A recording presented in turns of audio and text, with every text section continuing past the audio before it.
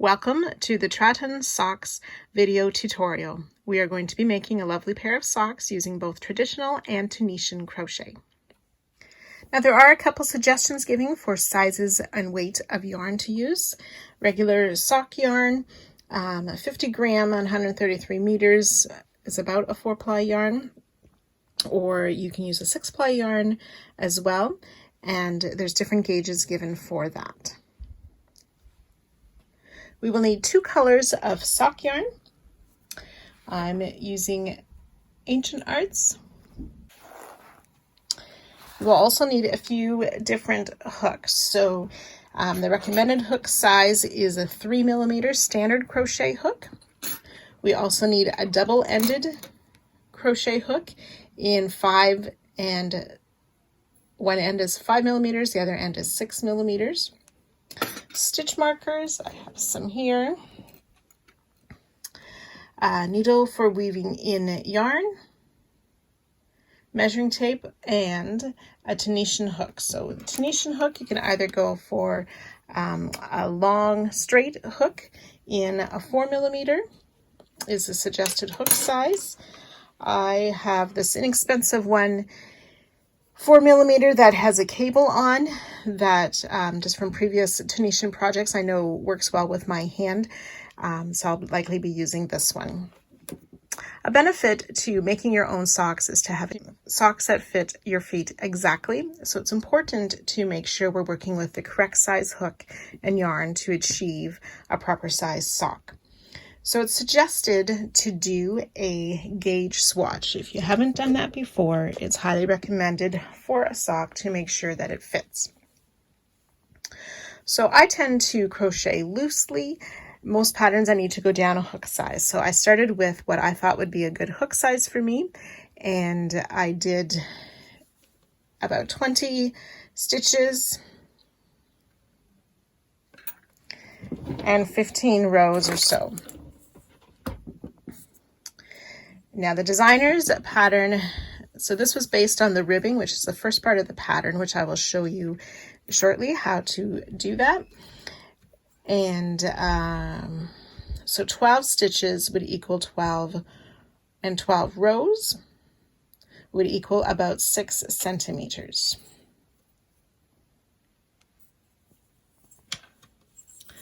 So the 12 rows here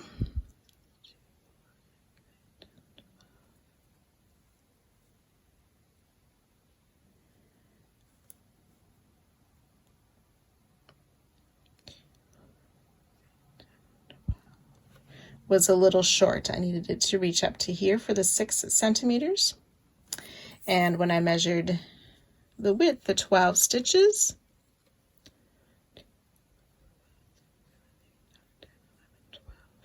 again, I was a little bit short from the 60mm. So I went back up to the suggested hook size of 3mm.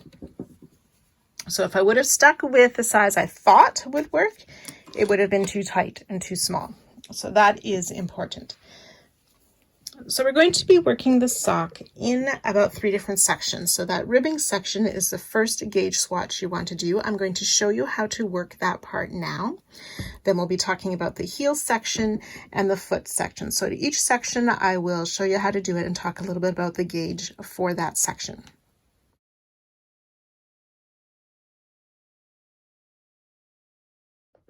So we're going to first be working this ribbing part that fits on the leg. So I have worked my first sock already, and again, I have used the 3mm size crochet hook for that. So taking the yarn color that you wish for your color A, we're going to work a long tail foundation chain. So the designer suggests taking about the length of your arm and making your slip knot there. So I have my yarn coming from my ball of yarn, and I have a long tail of yarn here. And then we're going to be using the standard crochet hook, keeping the tail sort of at the bottom of our work and our main color coming from the ball of yarn at the top of the work.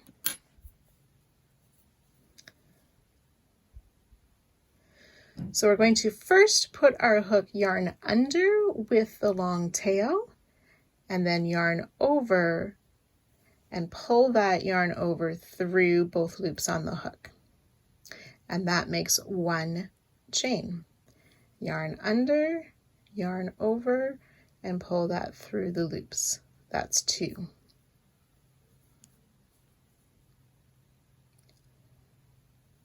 3, 4, 5, 6, and so on. So you want to have 40 chains. Now, if we look at this chain, we can see those 2 loops form a V, and we can see that on 3 sides. So it's sort of forming a cord that is a little bit more stretchy than a regular chain, but gives a nice finished edge. So with a sock, we want some stretch, but we want it to fit in with our other stitches as well. So we'll just continue this until we have 40 chains.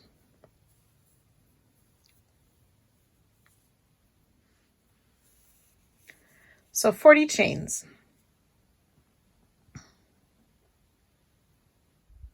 So with chain 1 and turn, which does not count as a stitch, then working into those chains that we just made. So it's like almost working into a single crochet, finding those top 2 loops and putting your hook under it. We want to work single crochet through both loops, 2 loops of the chain, until we have 40 single crochet.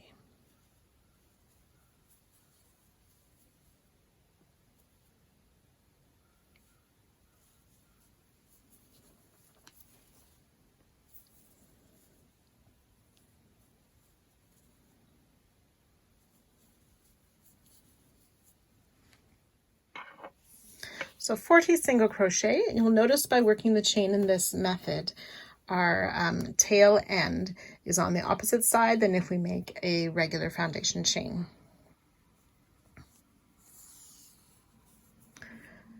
So we'll run row 1, 40 single crochet. We're going to continue still with color A, chain 1 and turn.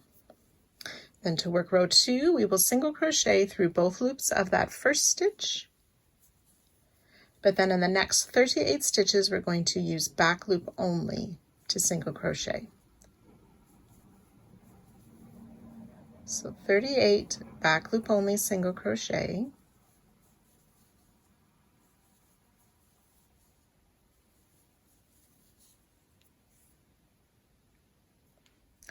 That's 37 and 38 back loop only single crochet.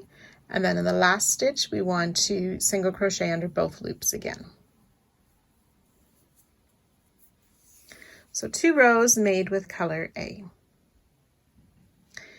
Now we want to take our color B. If you prefer, you can tie it onto the color A. We are not going to be cutting color A. We're going to carry it up the side. And then as we switch colors, we have our last loop on from our final single crochet. We're going to chain 1. The chain 1 is made with the new color. We don't want it to be overly tight. We turn, we work into the first single crochet. I'm just going to grab crochet over that tail, and then just tighten that up a little bit. You don't want to tighten color A too much. We want it to still have a fair bit of give and stretch. There we go, my B was loose.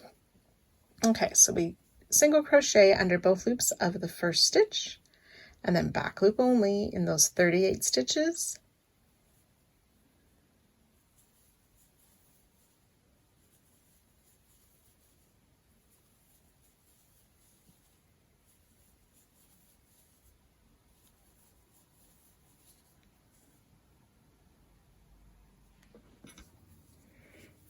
So then again, at the end of the row, you crochet under both loops of that final stitch for our last single crochet. We'll repeat. Chain 1 and turn, single crochet under both loops, single crochet, back loop only for 38 stitches.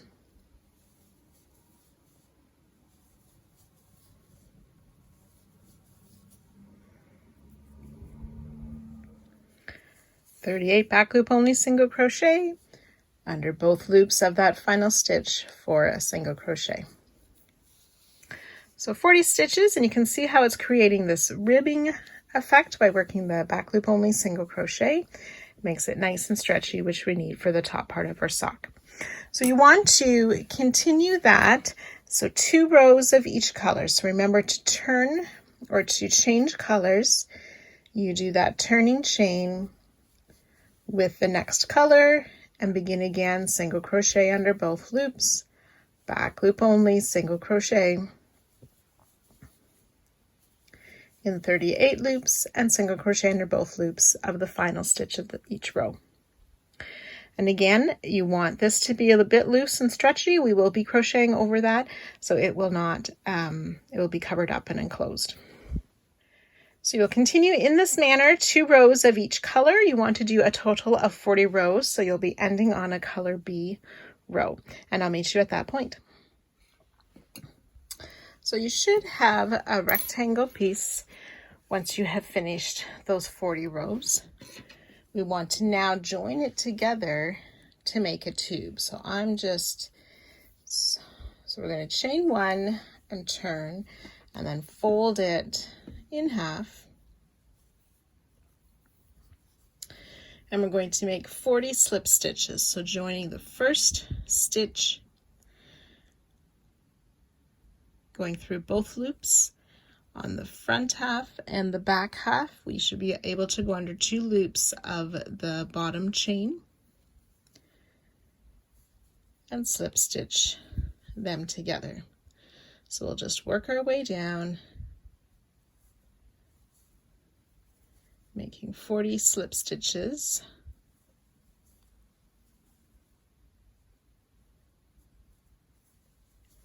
And once you've worked your way down, you can fasten off and cut both color A and B. So I've worked my joining slip stitches all the way down. You can see a bit of a ridge here that will be folded to the inside.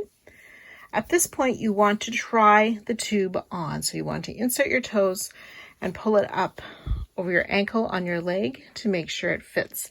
If it is too tight, you may need to undo these slip stitches and add a few more rows. And I found I needed to do that. So I did 2 more rows of color A and 2 more rows of color B, and that was a good fit for me. You want it to be tight, but not hurting your leg. And this picture shows how it should fit comfortably but snug around your leg.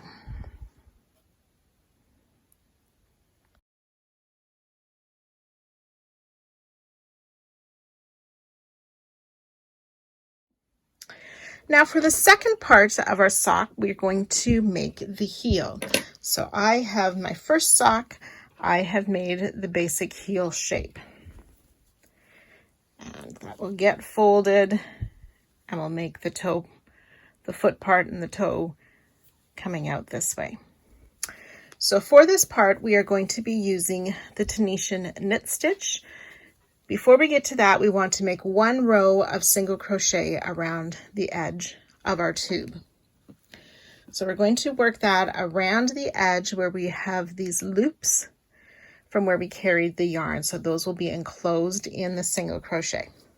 So I still have my seam on the outside. We want to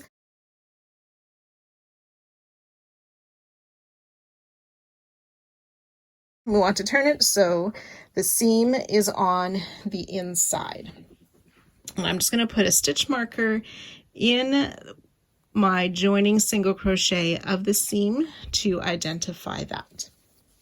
So we're going to work a row of single crochet all the way around this edge, enclosing those carried loops.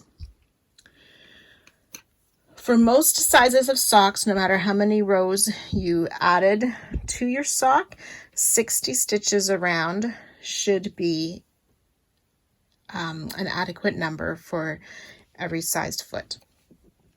So if you used the exact number of rows as stated in the pattern, we will be adding in each set of color, there's 2 rows, we'll be adding 3 single crochets. So in the one row will be 1 single crochet, and the next row will be 2 single crochet. In the pattern, there is a couple of different instructions on how to increase or decrease. So if you had 28 rows, you would be a single crochet in a few rows and then 2 single crochet in the next, and so on. So you can follow that. If you made the larger side, you can refer to the written pattern for that. I will be demonstrating the smaller size. So now we need to choose for sure which color we want to see most of as we work the foot part of the sock. I'm going to be using my pink color, and that will be referred to as color A. So we want to keep this seam at the center back. So we're going to be starting over from the seam, so our heel is equal on both sides of that seam. If you did the 20 colored rows, you will want to count over to the 10th row. Say you did 24 colored rows.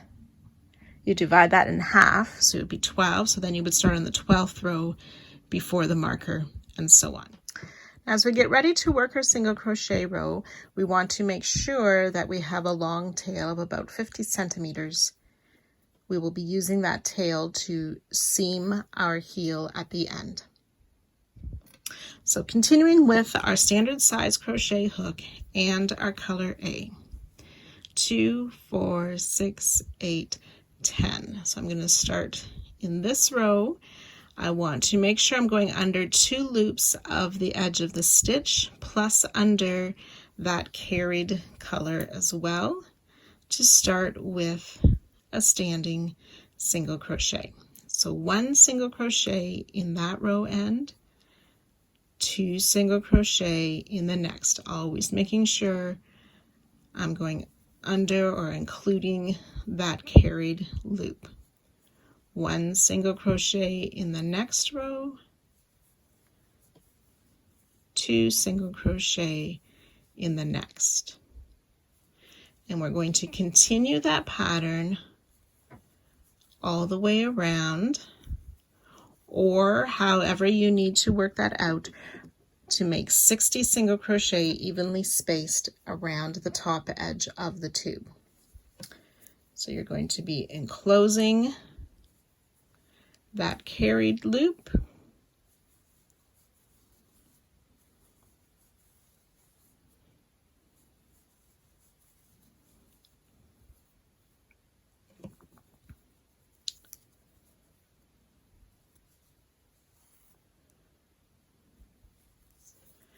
now when you get to the set of colored rows just before the joining seam, you will put 1 single crochet in the first row, 1 single crochet in the second row, and instead of a second one there, we're going to put the second one in that joining seam.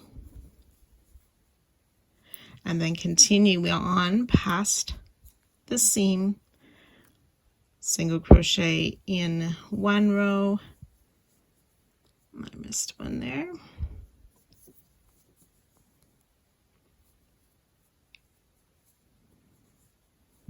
There we go. 1 single crochet in the first row, 2 single crochet in the next, and you'll continue in your pattern. You might be doing 1 single crochet a few times and then adding 2, but remembering always to go under that carried yarn.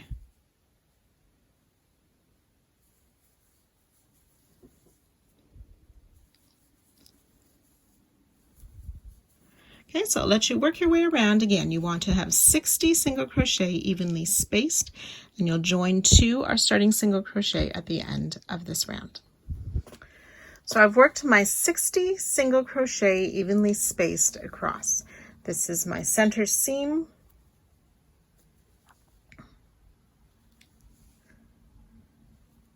So we're going to switch to working with our Tunisian hook, but do not fasten off. We will just remove our standard hook from the loop. So you can use either your longer Tunisian hook, if that's what you have to work with. As I said, I'm using a hook with a cable on just because I'm familiar with mine and it works well for me. So we'll insert the Tunisian hook in that stitch, and that counts as our first loop. Working into the next single crochet, we'll insert our hook through both top loops, yarn over, pull up a loop, and leave it on our hook. And we will do that 28 more times. That's twice 3.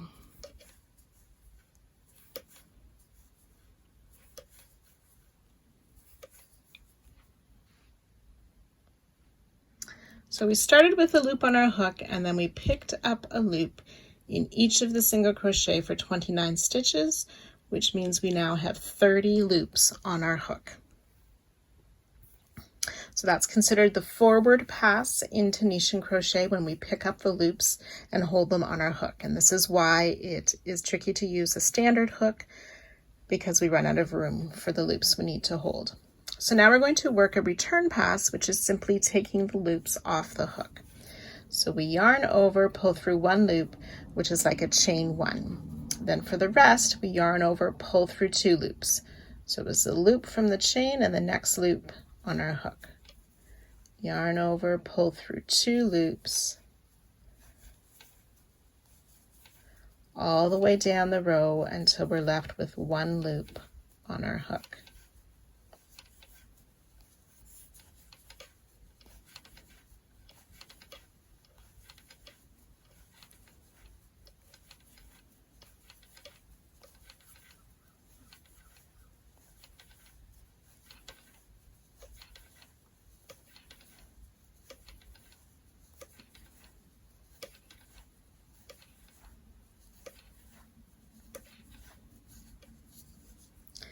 So that is row 1 for our heel, made of a forward pass where we picked up the loops and a return pass where we took the loops back off.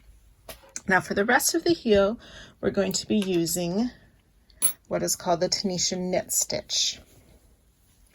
And you can see here how it does look like knitting. It's a lovely fabric. So we're going to be learning how to decrease, and then once we've got to a certain part, we will learn how to increase as well to form the heel. So for the second row, we will keep the same number of loops. So we'll be picking up 29 more loops for 30 loops on our hook, but we will be making the knit stitch. So first, if you can see here, we have this bar or the loop across the front, and we can see how we have that back part of the loop as well. We want to insert our hook, it's through those 2 loops. So you go under as though you're picking up a regular loop, and you also want your hook to go underneath this horizontal bars that were created with the return pass.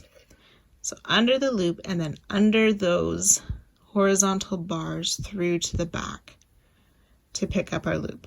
Or if you want to think of it as going through in between the front and the back loop of the stitch. And you can see as we do that, it forces those loops to twist a bit, and we can actually see how our yarn that we picked up is coming through both the front and the back loop, creating a V. So we'll just work our way down the row, picking up those loops. Now we want to be careful that we're not too loose as we're working this. If you find your loops are quite large and gappy, you can just pull a little bit tighter. They still need to be able to slide your hook, but we don't want them really loose here for our tension either. So again, you'll work across the row, picking up. You'll pick up until you have 29 loops on your hook, and I will join you just before this edge loop and show you how we work that. So I've worked my knit stitches down, picking up the loop. I have 29 loops on my hook, When we get to the far edge, instead of just working under that top loop, we want to turn and push our hook so that both the top loop and the back loop, so those two outer edge loops, our hook goes under both before we yarn over and pull up a loop. Then we'll work the return pass the same, where we yarn over, pull through one, making a chain one, yarn over, pull through two loops, all the way down the row until we're left with one loop on our hook.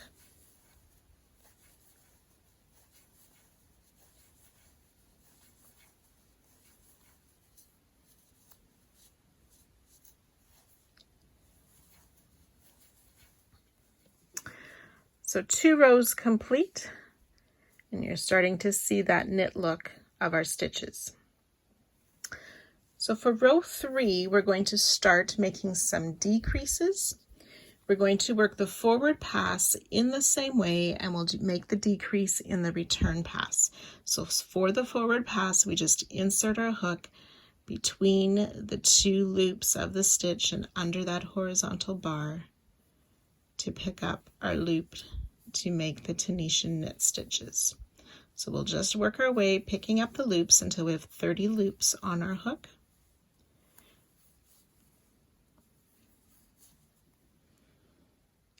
Once we've worked the forward pass, remember when we get to the end of the row, we want to pick up or insert our hook under that side loop, both the front and the back loop, before yarning over and picking up our last loop. So 30 loops on our hook. So now for the decrease row on the return pass, we'll yarn over, pull through one to make that chain one. Yarn over, pull through 2 loops. Now on this next pull through is the decrease. We yarn over and pull through 3 loops. So those 2 loops will kind of slant in towards each other. And you can put a stitch marker in those loops just to identify where that is as we continue to work. And then the rest of the return pass will be yarn over, pull through 2 until we have 5 loops left on our hook. So I have 5 loops left on my hook. We'll now make the decrease, so we yarn over, pull through 3 loops, mark our decrease stitch, yarn over, pull through 2 twice to finish the return pass. So now for row 4, we'll start the same way in this first stitch, insert, make a TKS, a knit stitch. And then to work a knit stitch on the decrease, I just insert my hook under both of those loops and then through to the back under that horizontal bar. I'll show you that one more time. Under those 2 loops of the decrease and then through to the back under that horizontal bar to pull up the loop. Then make sure you pull that loop through those 2 of the decrease. So 3 loops on my hook, and then in each of the next stitches, working that Tunisian knit stitch until we come to the next decrease. So I've reached the second decrease of this row. Again, insert my hook under both of those stitches and through to the back under that horizontal bar and pull through all to pick up my loop, knit stitch in this last stitch, and then under those 2 edge loops to pick up our last loop. And then it'll be the regular return pass where we yarn over, pull through 1, yarn over, pull through 2 all the way down until we're left with 1 loop on our hook.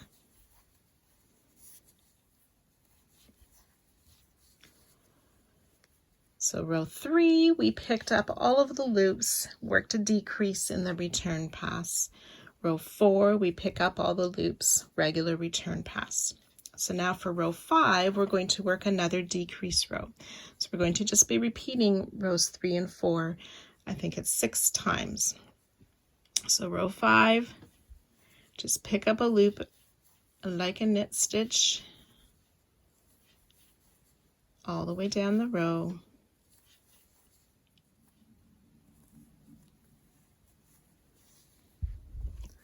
So I have 28 loops on my hook, ready to work my decrease return pass. So yarn over, pull through 1, yarn over, pull through 2. Then to decrease, yarn over, pull through 3 loops, yarn over, pull through 2 until there's 5 loops left on your hook. Yarn over, pull through 3 loops to make the decrease. Yarn over, pull through 2 twice. Then again, you want to move your stitch markers up to mark those decrease stitches.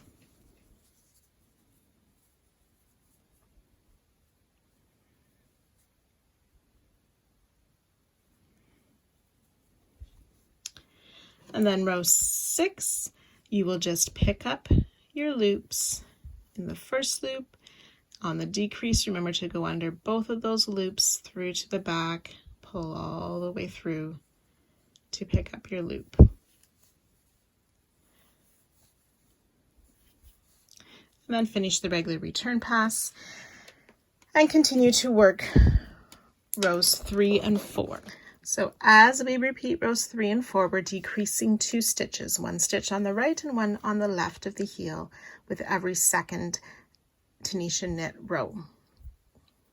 Working the decreases in the return pass of rows 5, 7, 9, 11, 13, and 15.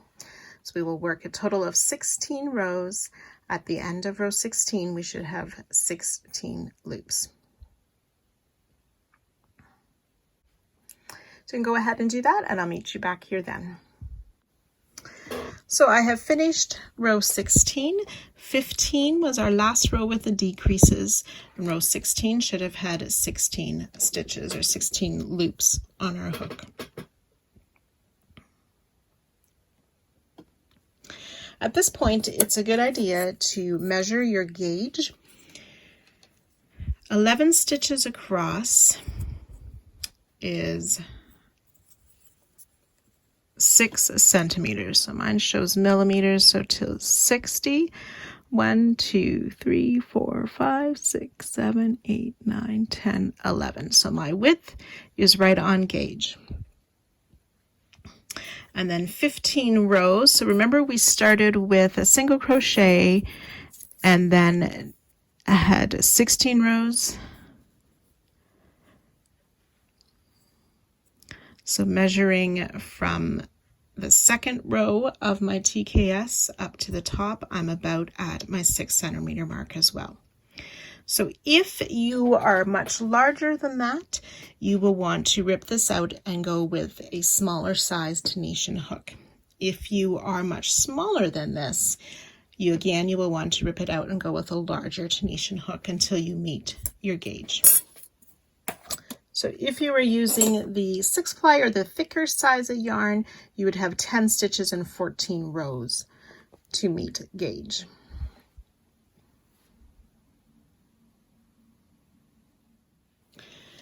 So let me continue on. We're going to do row 17, which is a row of straight TKS and regular return pass, so no decreases.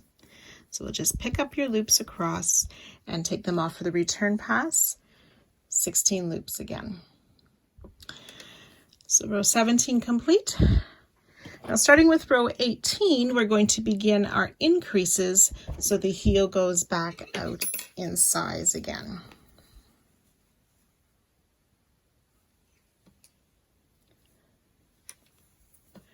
So we'll do a regular TKS in this first stitch. And then before this next stitch, in that gap, so in that space,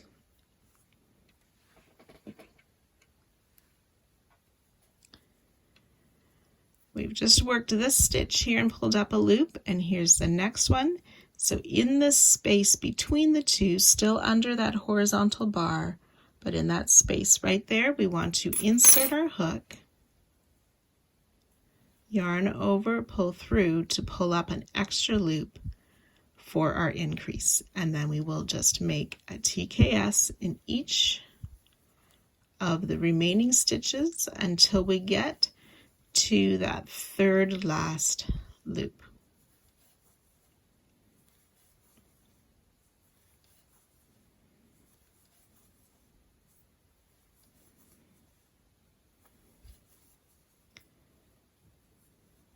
So we'll do a TKS in this next stitch, and you can see it's just above my marker where we made the decrease. And then we want to, before we do the next knit stitch in the space between the two stitches, insert our hook, pull up a loop. Then do our knit stitch in that next stitch, and our border or edging, pull up that loop. So you should have 18 loops on your hook now. And then we'll do the regular return pass. So yarn over, pull through 1, yarn over, pull through 2 the rest of the row until we're left with 1 loop on our hook.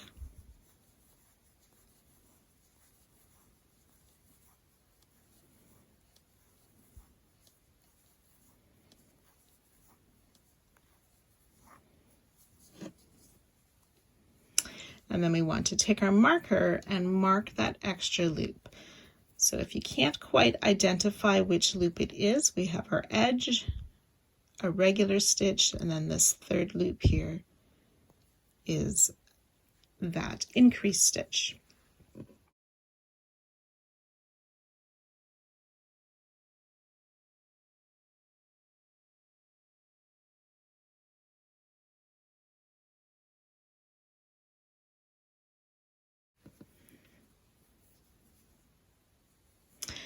So then for row 19, we'll just work straight across, so pulling up a loop in each of the stitches across.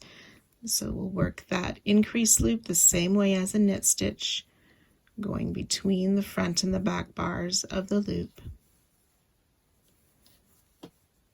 picking up our 18 loops all the way across, and making the regular return pass. So row 19. Row 20 then, and following, we would just want to repeat rows 18 and 19 6 more times. And then you can see here how we will have, we've worked 18 and 19, we have 18 loops, and we will just increase again until rows 30 and 31 where we have 30 loops left on our hook, and do not cut your yarn. So at the end of 31 rows, your heel should look similar to this.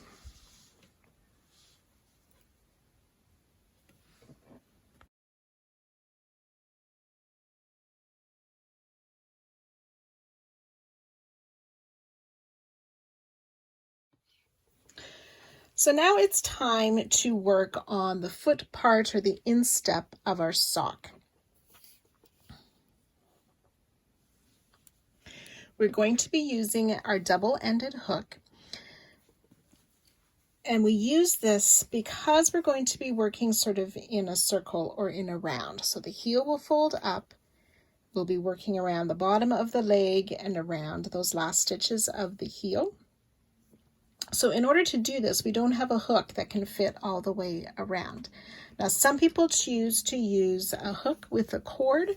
We will be decreasing though and getting fairly small towards the toe.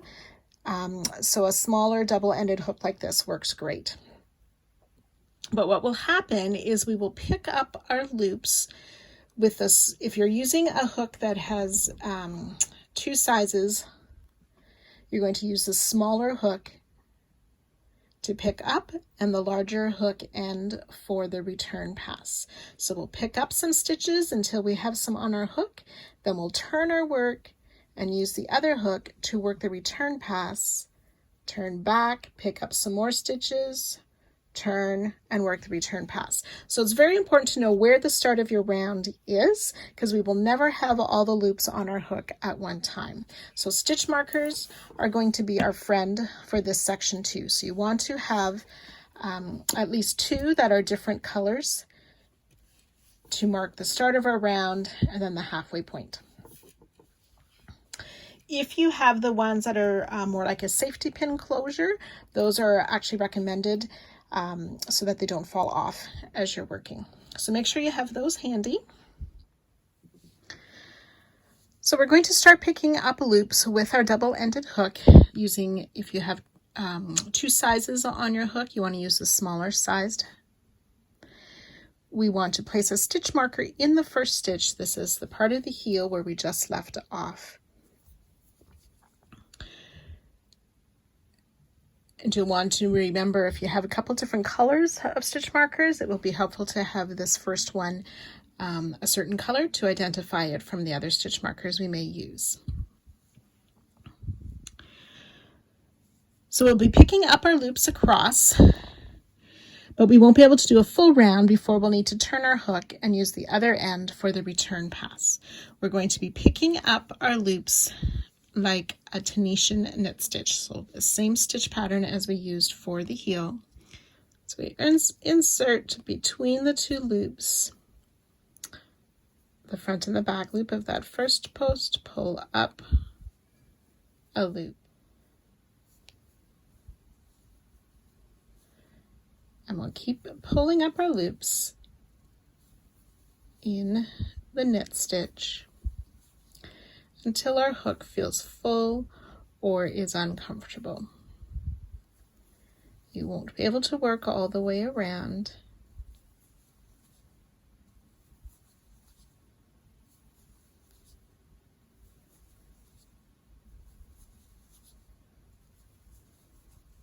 So I have a number of loops on my hook. I want to turn and work some of these loops off before I continue on. So we always want to leave about 3 or 4 stitches on our hook when we work this return pass, but we will turn our work, pull the hook through to start using the other end. Now for this first one, I need to join color B, and I'll pull that through, make the chain 1 just on this first row, but we will just pull yarn over, pull through 2 loops to take off some of these loops so we continue to work around this round. So again, you'll work the return pass using the large end of the hook until we have about 3 or 4 loops left. Then we turn back. Now we want to turn the opposite direction we turned the first time so our yarn doesn't get tangled. And then dropping color B. So usually I have my color B sort of to the right and color A to the left. So I've turned back to the front now. I'm still on this first row. I need to keep on picking up my loops across the top of the heel in the knit stitch.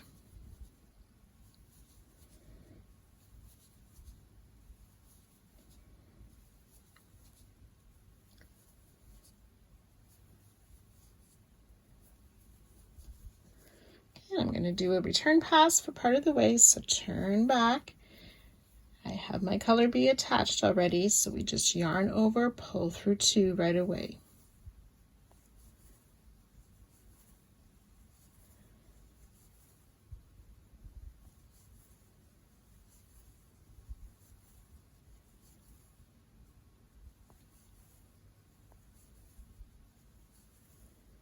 Okay, leaving a few loops on the hook and then turn back the opposite direction. Pull the loop back again. So I have one more knit stitch here, and then the border stitch. Again, I'm just going to work through those 2 side edges to pull up my loop. And then what we're going to do is continue pulling up loops, but working along the leg. So this heel will fold, and that will get attached later or seamed later. We can see where we have the heel in this stitch here. So in the next stitch, we will pull up another loop. Now I want to make sure that I pull that a bit tighter to snug in the gap between the heel and the leg. And then we'll just insert our hook under the top loops of each of these stitches on the edge of the leg to pull up several loops along the leg.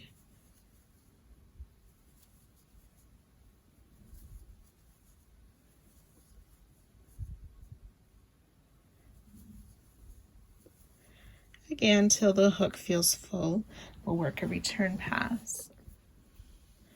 So turn to the other end of the hook, yarn over, pull through 2.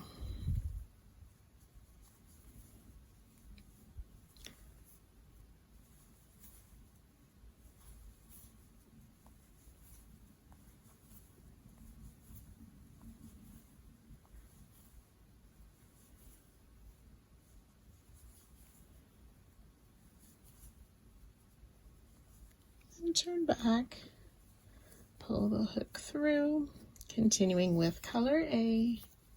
Continue to pull up loops on the leg.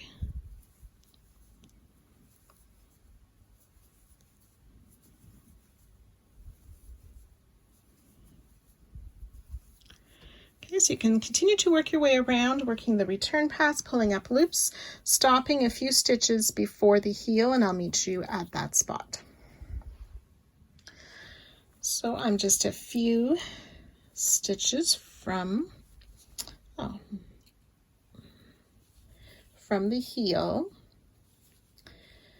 So we've worked part of the heel here. Remember, this gets folded in half, so we're not going to work across this edge of the heel. So just have a couple more stitches to pull up.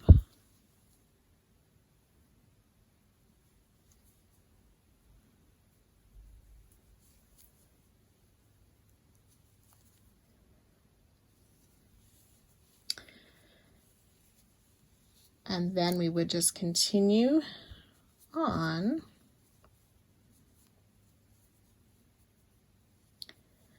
with that very first stitch that we had pulled up, continuing picking up loops in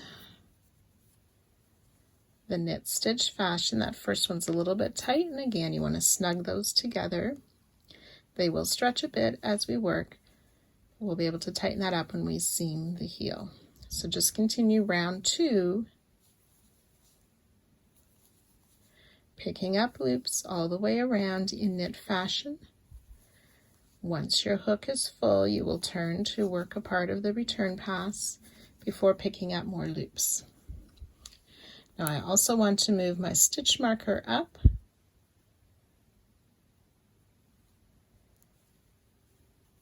You can put it right on the loop that's on your hook. I use the loop right under. Work the return pass for part of the way, leaving a few loops on your hook.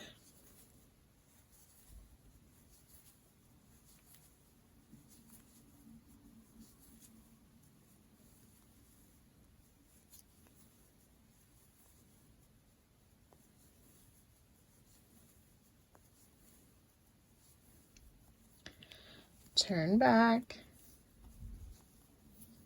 picking up, dropping color B, picking up color A, continue to pick up loops with the knit stitch. And we should have 60 loops on our hook from last round. So it's a little bit harder to count since we don't have all the loops on the hook at the same time. So sometimes what I do once I get to the stitch marker is I start counting and I remember that number as I work part of the return pass, and then continue counting from where I left off as I work my way around. You can try to count the loops of the return pass. I find that a little bit harder to keep track of that as well, but we are working with 60 stitches for round 1 and 2. So you can go ahead and work your way around. Again, you want to stop a few stitches before the end of the round, and I'll join you at that spot. So I've worked until a few stitches before the start of the next round. I want to pick up these last few stitches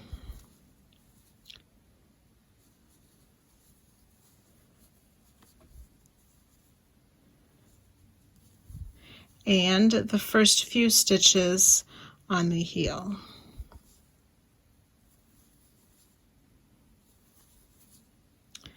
There. Now we want to move my marker up to the loop that was pulled up at the start.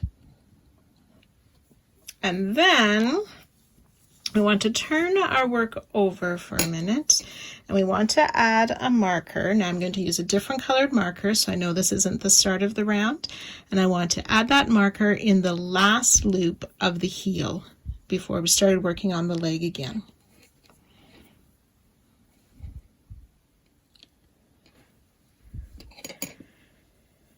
And then turning back to where we're at. So we're going to start decreasing for round 3. We're calling it round 3. The decrease actually starts a few stitches at the end of round 2. So we're going to work the return pass until we have 4 loops left on the hook. So the first loop will be our color B, and then 3 loops of color A before our marked stitch. So I need to pull off 3 more loops of color A. So I'll do the return pass. I'll take off those extra 3 loops. Now I should be, here's my marked stitch. You can see how I have 4 loops on my hook, 1 of color B, 3 of color A before that marked stitch.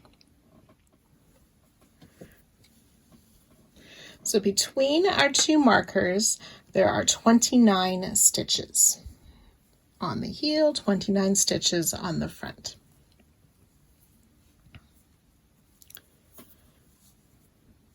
So to make the decrease, we'll yarn over and pull through 3 loops. So those 2 loops together form the decrease.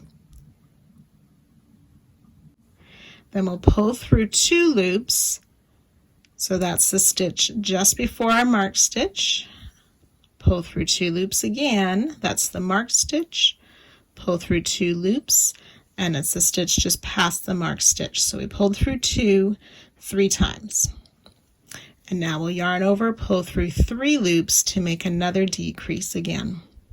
So if I turn back to the right side, we can see the decrease and 1 stitch before our marked stitch. We see 1 stitch and the decrease just past our marked stitch. So continuing with color A, we'll pull up more loops in the knit stitch, working across the heel until we get close to our next marker, and I'll meet you just a little bit before our next marker. Okay, so I've worked the other side of the sock, met that next marker at the end of the heel. We're going to work the decrease again at this side as well. So same thing, I have my marked stitch right here, and I have 4 loops on my hook ready for the return pass. So we yarn over, pull through 3, yarn over, pull through 2 once, twice, 3 times, yarn over, pull through 3. Then we're ready to turn back and continue picking up our loops as a knit stitch until we get close to our next marker, the beginning of the round.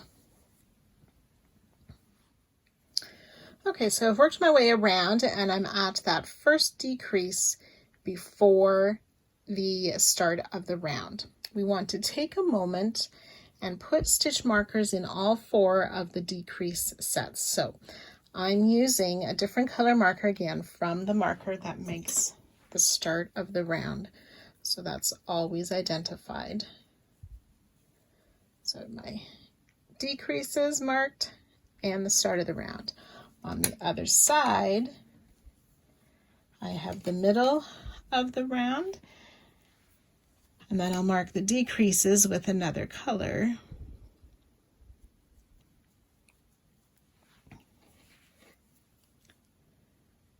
To identify those. Okay, so back by the start of the round. Now for round 4, we're not going to work decreases, so we'll just pick up our stitches. So to do that, in the decreases, we want to insert the hook under both of those loops and then through to the back like a knit stitch. Pull up our loop. The next loop and the side loop. The next loop, and then again insert under both loops, through to the back, pull up a loop in that decrease, and continue pulling up loops in a knit style. Okay, so you'll just work all the way around this, picking up a loop in each stitch, working the decreases as I showed you, and working the return pass. Again, once you get a few stitches before the start of the next round, I'll join you at that spot. Okay, so I've stopped a few stitches before the start of the next round. Again, on both sides of the sock, we want to move our stitch marker up so we know where that stitch is. Pick up loops all the way around again, and I'll meet you at the end of this round. We're going to pick up several stitches on either side and then work our decreasing return pass again.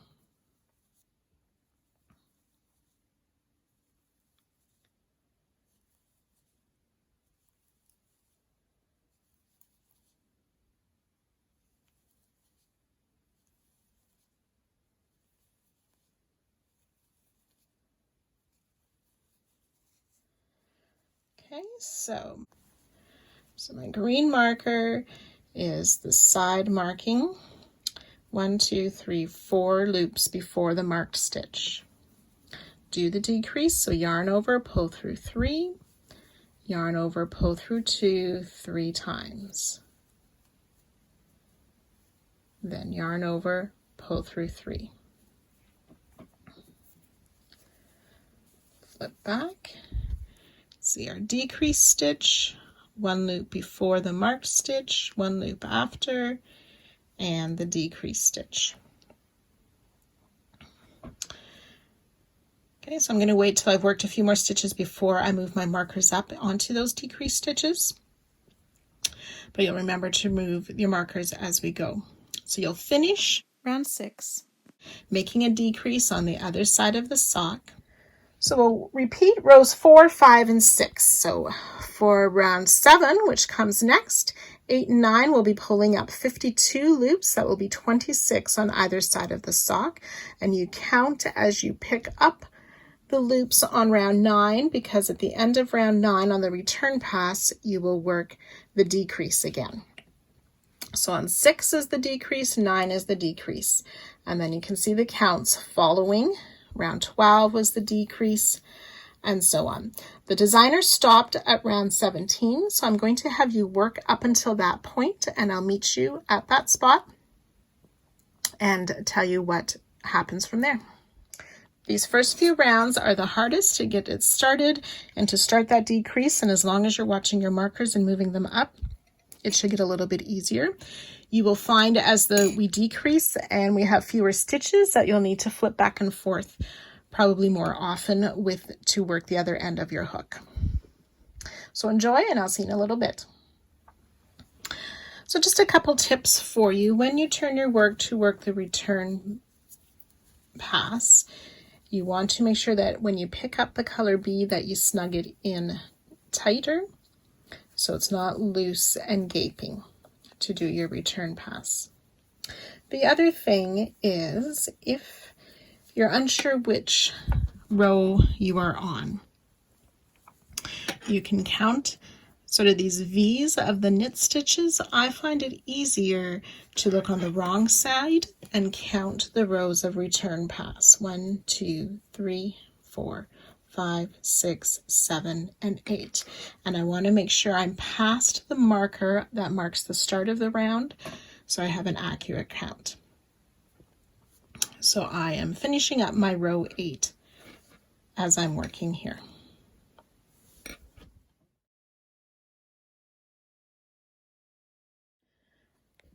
So I've worked just to the last few stitches on my row 17 and stopped. You should have a nice straight line where you can see the decreases coming up the sides here. So at this point, you want to try on the sock. You want the instep to be nice and tight around your foot. I found when I made my first sock that I needed to do more decreases to make it tight. So if you find that as well, you would just continue on from round 17. So on round 18, you would make another set of decreases and then work 19 and 20 as well. So you want to make sure that you stop on a round 5.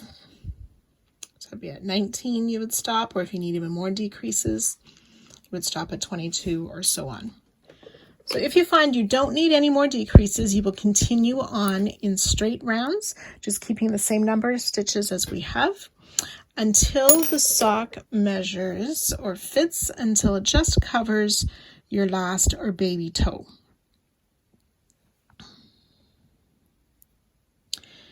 So you can go ahead and work until that point, adding more decreases if you need, or working straight rounds until it measures about this. And I'll join you at that spot and show you how to work the toe. If you do need to make more decreases, please make note of it, so when you go to work your second sock, you know how many rounds you need to work at this point.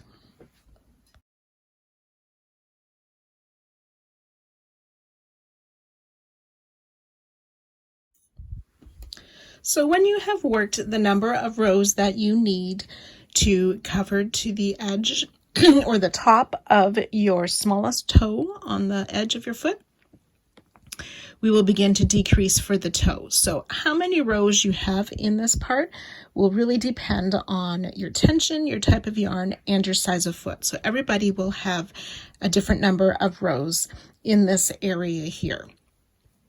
So I've moved my side markers up still as I worked, so those are ready to go. We are going to work decreases in the same way that we did up here, but not as many stitches in between the decreases. So I've pulled up some loops. I want to pull just a few more on this just past the start of my round. We will do the decrease on the return pass again. And this time it'll be 3 loops before our marked stitch instead of 4 loops. So I have my marked stitch here. 1, 2, plus the one on the hook. So I need to take off 2 more loops. So my marked stitch, 1, 2, 3 loops before. So we yarn over, pull through 3 loops, yarn over, pull through 2 just once, yarn over, pull through 3 loops. I'll do 1 more, yarn over, pull through 2. So you can see my center stitch and you see a decrease on either side. So I'll mark my decreases again. You'll continue pulling up loops. In the knit stitch, working the return pass when you need to. And you'll find that we'll frequently need to turn to work a few stitches of the return pass as we work the toe.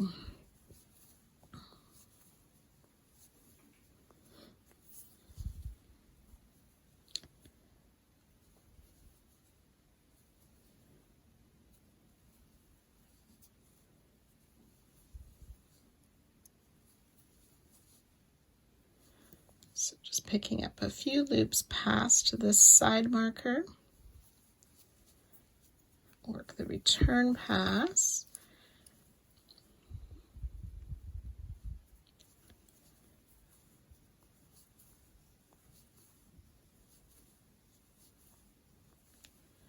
so here's my marked stitch, 1, 2, 3 loops on the hook before the marked stitch.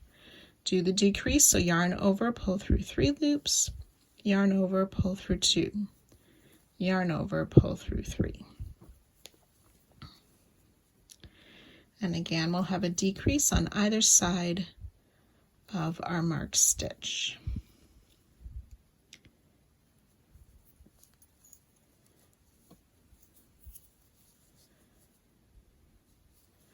And then we'll complete pulling up the loops for this round, working the return pass as we need to.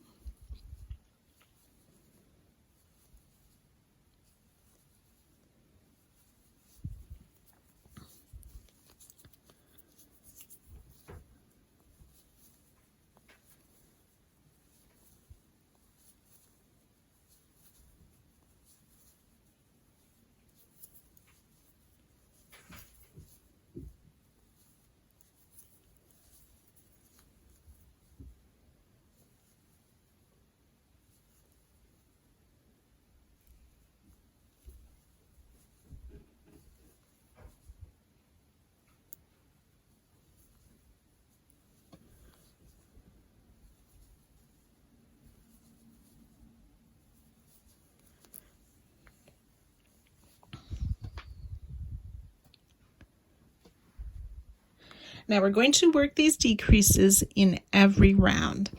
So remember, we've picked up the same way as we did before. When we've worked a decrease, go under both of those loops and through to the back. We'll decrease every round until we have 12 stitches left, 6 on the front and 6 on the back of the socks. You can work those decreases around until we get to that spot, and I'll join you then. So I have my few stitches left on the hook. And I have 6 stitches on the front, 6 stitches on the back. We want to do one more round of decrease so that there's only 4 stitches on the front and the back. This can be quite tricky. We can only pick up a couple of stitches at a time before we have to take them off. So you need to be paying attention carefully where you're going to need to decrease, as you won't be able to work many stitches at a time. So like I said, I want to work one more decrease on this round or set of decreases. So I have 1 stitch to take off. Here is my marked stitch, so I'll do a decrease in these stitches, take off the marked stitch. Now I need to pick up a few more stitches before I do the next decrease.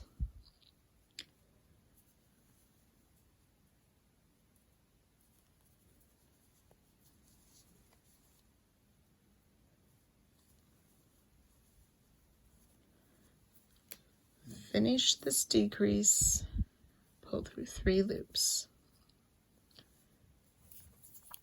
Pick up a few more stitches. I'm on the far side.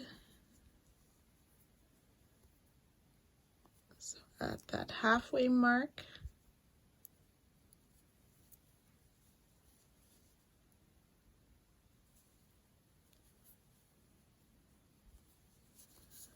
try and pick up one more stitch here.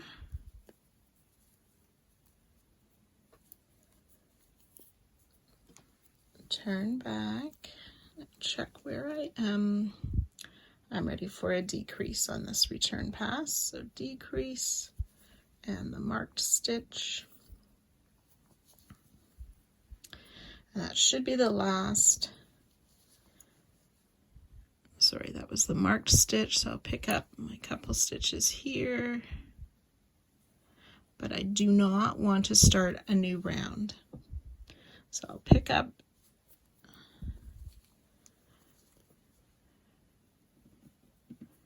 that loop to have my starting loop, but I won't do any more of the next round. I have to do the decrease yet here, and now I want to pull off these loops.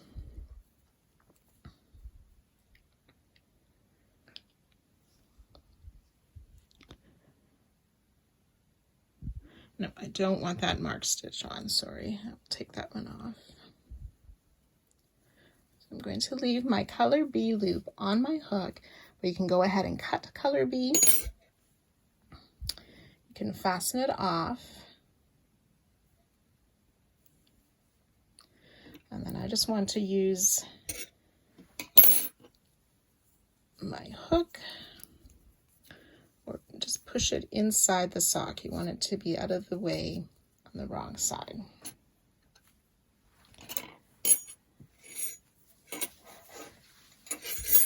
I'm going to put my other hook in through the hole, grab that tail, pull it to the inside.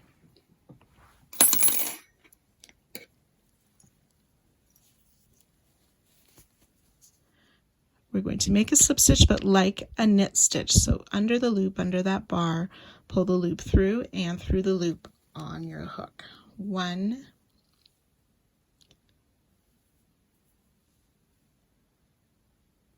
sorry, that's the one we already did. Through the 2 loops of the decrease. It's 2, 3, and 4 should be the next decrease.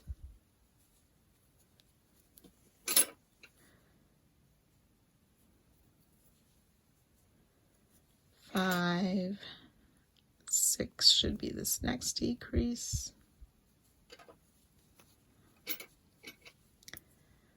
7,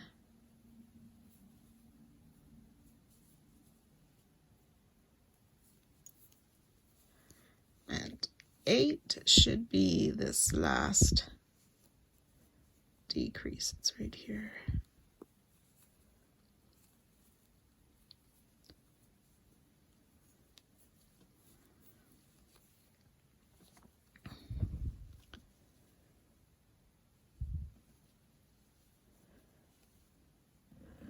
And then I'll just make a final one in that starting loop. And then we can fasten off and cut color A, leaving a bit of a longer tail.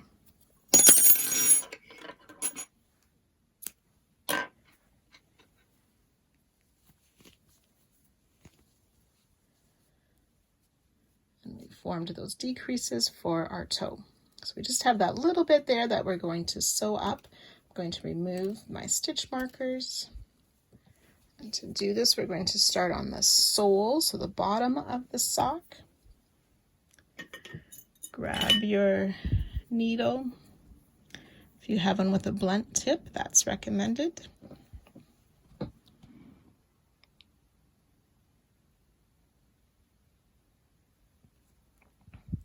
we just want to go from both loops of the slip stitch on the bottom through both loops. Mine's curled over a bit, so make sure you're getting the correct loops of the matching stitch on the top and pull through. 1,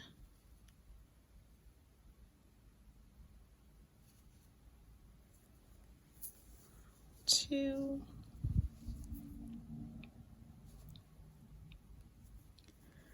3,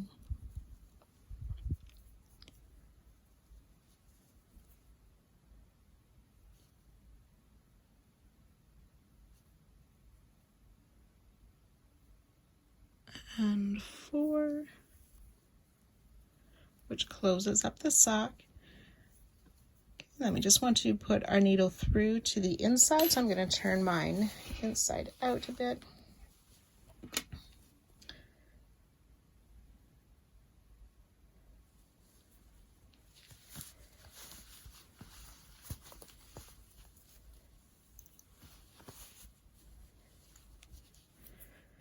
And I'm just going to fasten off on the inside of the sock here. And you can secure that end right away as well.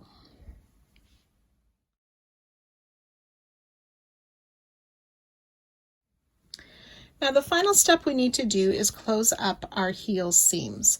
So we'll be starting with that long tail that we left. At the bottom of the leg, we'll sew from the leg to the sole. While we're doing this, if you have a bit of a gap where we joined the heel to the leg, you can just snug that up right now too with your long tail and your darning needle. I have a few extra ends here, so you can close up if you have a hole.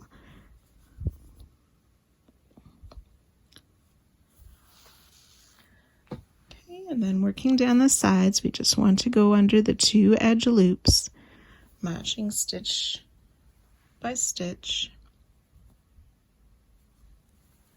as we work our way towards the sole. Once you get to the sole, you can just run your needle under the stitches across and then work the other side as well and fasten off and sew in your ends. Now repeat all of that to make our second sock, and then you can try them on and enjoy.